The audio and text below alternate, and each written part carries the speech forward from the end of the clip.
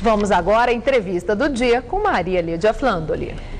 Depois de ácida troca de acusações e críticas recíprocas, o governo do estado e o governo federal estão exibindo união e parceria em ações integradas de combate ao crime organizado. Nós hoje recebemos Lígia Rechenberg, que é coordenadora do Núcleo de Análise de Dados do Instituto Sou da Paz.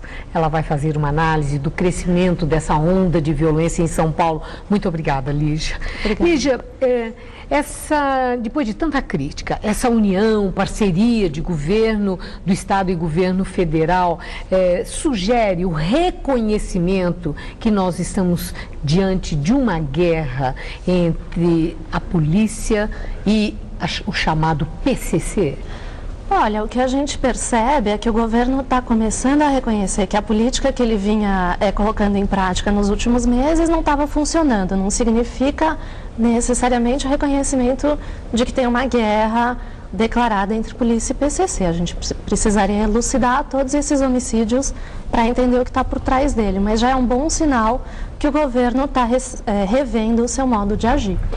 Bom, já houve parceria, né, no Rio de Janeiro e com presença do Exército, nas ruas, entrando nas comunidades, nas favelas, aquela coisa toda. São Paulo precisa de uma ação semelhante? Não, São Paulo não precisa de uma ação semelhante. São Paulo já tem, nos últimos tempos, jogado toda a conta da segurança pública para a polícia militar. Então, a gente aumenta o efetivo dos policiais militares na rua, dá poder de investigação para a polícia militar. Então, colocar o Exército aqui, que tem praticamente as mesmas funções da polícia militar, seria equivalente a você aumentar a dose de um remédio que não está sendo eficaz para combater uma doença. Agora, quando a gente fala na eficácia, né, os especialistas usam muito a expressão inteligência, né, a investigação e o uso dos recursos da inteligência da polícia. Seria interessante você esclarecer, traduzir exatamente o que isso quer dizer. Então, não é necessário mais a força policial nas ruas para confronto. Nós temos o suficiente. O que está faltando? A gente já tem muito policial na rua, muito confronto e muita morte decorrente desse confronto, que também coloca a vida do policial em risco.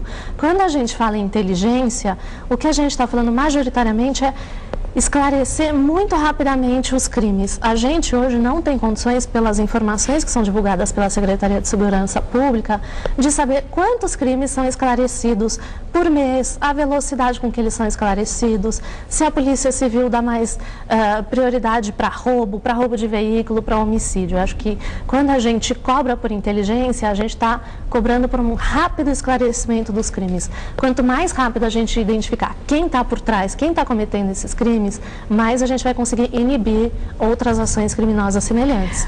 Lígia, ano eleitoral, não é a primeira vez que em ano eleitoral tem uma coisa assim, de uma onda de violência. Existe um intuito político de fragilização da autoridade institucional, ou seja, para esse confronto, o crime organizado entende que ano eleitoral é o ideal? Olha, a gente até poderia levantar essa hipótese, mas é ano eleitoral para eleição municipal e as atribuições da segurança pública, principalmente quando a gente pensa na administração das prisões e na gestão das polícias, são estaduais. Então, essa hipótese já não parece estar fazendo tanto sentido. Agora, fica parecendo também muito difícil de entender quando São Paulo vinha progressivamente conseguindo melhorar os índices, a redução da criminalidade num todo. E, de repente, essa onda, o que é que explica? Olha, a gente não tem condições de explicar. Quem precisa explicar isso para a gente é a Polícia Civil. O que a gente percebe é que, mais ou menos desde maio, junho desse ano, o número de homicídios explodiu, principalmente na capital. Então, quando a gente fala de um aumento da criminalidade, a gente está se referindo principalmente aos crimes contra a vida. E é justamente aonde o governo do estado vinha acertando aí nos últimos 15 anos, né, executando políticas que estavam sendo bem-sucedidas para fazer os homicídios caírem. Então, nos parece que ou há um contexto novo, outras motivações para que esses homicídios estejam acontecendo, e é nessa área que a Polícia Civil precisa entrar, precisa esclarecer, para o governo mudar a orientação da política, mas aí desenvolver uma política com base em um diagnóstico.